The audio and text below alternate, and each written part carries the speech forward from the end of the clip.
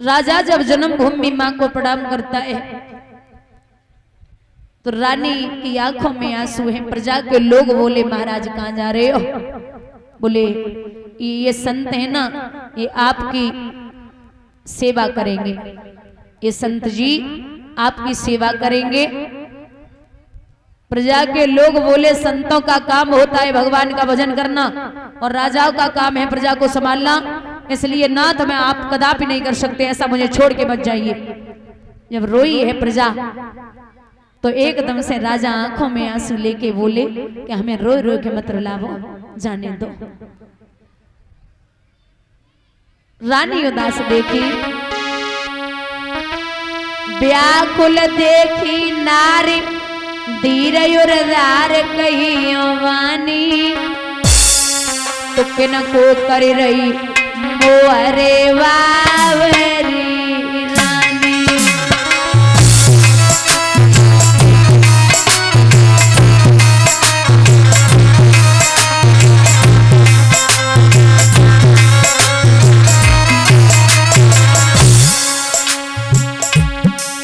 मेरे विधने लिखो लाट राजयोर पाट करी रजरानी, अजब महल छोड़ के चले दरे दान देखे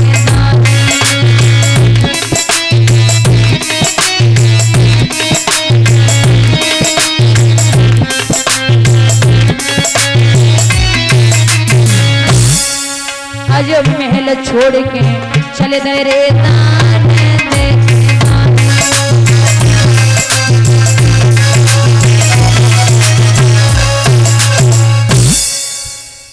तीनों प्राणी घर से निकले, चलते जा रहे, गर्मी का महीना। महाराज पुत्र बेहोश होकर के जमीन पे गिर पड़ा। विश्वामित्र बोले एक भी मर गया तो मेरा 20 भार सोना कम हो जाएगा ना, पानी दो। तो रोहितदास लला ने जवाब दियो, आप तो विप्रवर ज्ञानी हैं, पानी की यहाँ जरूरत क्या, हम खुद ही पानी। विश्राम धाम सुखदाम शयन रणधारी लेख नहीं सकते, और पानी पीना तो दूर रहा, हम पानी देख नहीं सकते। अगर आपको पानी पिलाना होता तो आप मुझे यहाँ लेके नहीं आते। विश्वामित्र बोले ये पत्नी भी व्याकुल, ऐसे पानी दे दो। बोले नहीं महाराज, राजा सम्राट था तो काशी नगरिया में ही पिकनिक के लिए क्यों गया? पहली बात तो यह है कि ये काशी नगरिया भोले बाबा के त्रिशूल के ऊपर बसी हुई है, और दूसरी बात यह है कि राजा हरिश्चंद्र के पिता त्रिशंकु को गधे से मनुष्य काशी में ही बनाया गया था, तो उनको पानी भी काशी में ही भरना था। जब चलते चलते तीनों प्राणी काशी नगरिया में पहुंचे तो आवाज लगाई है विश्वामित्र ने, हे काशी के लोगों, तुम्हारी काशी में अभी तक आपने पशुओं का और सब्जी का बाजार देखा होगा, लेकिन आज एक नया बाजार लगा है जो इंसानों का, और सबकी कीमत 20-20 भार सोना है। जब आवाज लगाए रहे हैं हुआ ऐसा कि तीन प्राणी खड़े आज पिकते यहाँ, तीन प्राणी खड़े आज पिकते यहाँ, और लेने वाले न आए तो मैं क्या करूं।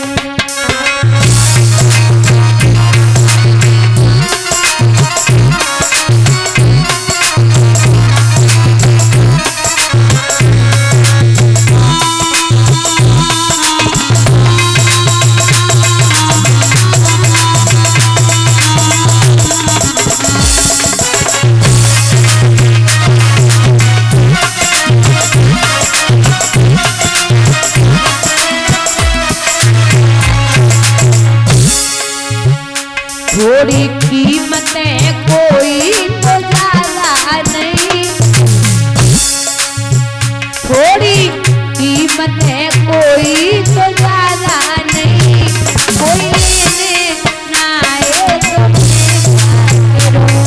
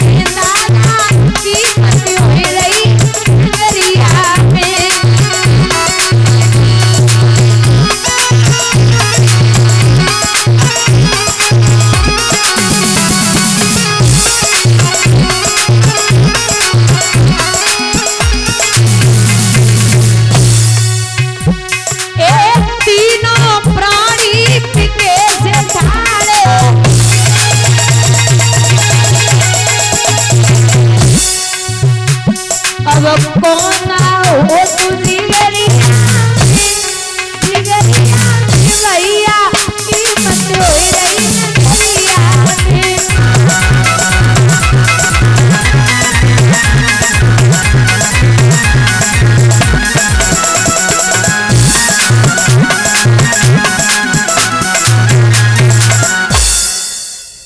आवाज लगाई है तो सबसे पहले मैया तारा को खरीदवे के लिए एक वेश्या आएगी। वेश्या को देखो सो मैया तारा ने झपट के ब्राह्मण के शरण पकड़े, नाथ मैं धर्म और सत्य की वजह से आई हूं, आपने अगर मुझे वेश्या के हाथों दे दिया तो हमारा धर्म नष्ट हो जाएगा। ब्राह्मण बोले इतने धर्म की पड़ी थी तो ये क्या लेने आई है, घर पे ही पड़ी रहती, जरूरी था क्या? समझ गई है बिना माधव के कोई ना है।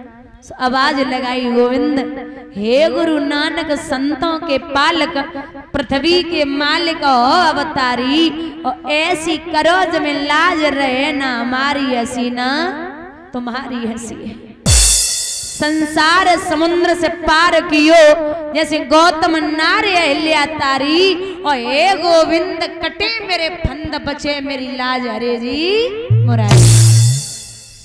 जो आवाज लगाई भगवान ने माया रूपी बंदर भेजे, वेश्या पे टूट पड़े, वेश्या भाग गई। मैया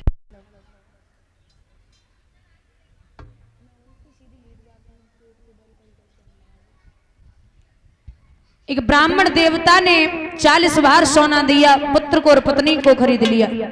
एक कालू नाम का मेहतर आया जिसने 20 बार सोना दिया, राजा हरिश्चंद्र को खरीद लिया।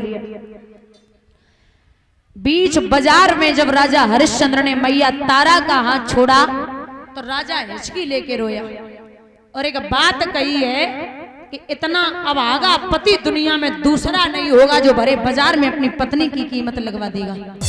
जाओ नर मरते मरते भी नारी को नहीं बेचते हैं, और हम ही वो ऐसे पापी हैं अपनी मर्यादा मेटते हैं। फटी वही साड़ी से मैया ने आंसू पोंछे, श्रीमन रोना बंद करिए। ये आपके हाथ में नहीं है, जो किस्मत यहां तक लेके आई है जरूर कुछ न कुछ लिखा होगा। आप रोना बंद करिए। तीनों प्राणी बिक जाते, राजा झाड़ू लगाता, पानी भर के लाता, और जिस घाट पर राजा काशी में पानी भरता था दादा, उस घाट का नाम था मणि कर्णिका। मणि कर्णिका नाम का घाट था जहां राजा हरिश्चंद्र पानी भरने के लिए जाते थे। और यहां मैया भोजन बनाती, झाड़ू लगाती, पानी भर के लाती। लेकिन जैसे ही राजा हरिश्चंद्र भोजन करने के लिए बैठते तो विश्वामित्र कहीं कुत्ते के रूप में, कहीं बिल्ली के रूप में, कहीं भिखारी के रूप में, कहीं शूद्र के रूप में सारा भोजन ले जाते। एक दो दिन ना महाराज 26 दिन गए, राजा हरिश्चंद्र के पेट में अन्न का टुकड़ा नहीं पहुंचा। अब जो 26 दिन भोजन नहीं करेगा उसकी क्या हालत होगी। पानी भरने के लिए पहुंचे, उसी घाट पे मैया तारा खड़ी, घड़ा नहीं उठ रहा है तो राजा बोले देवी घड़ा उठवा दे। नहीं उठवा सकती। क्यों? महाराज आप एक मेहतर के यहाँ काम करते हैं, मैं एक ब्राह्मण के यहाँ नौकरानी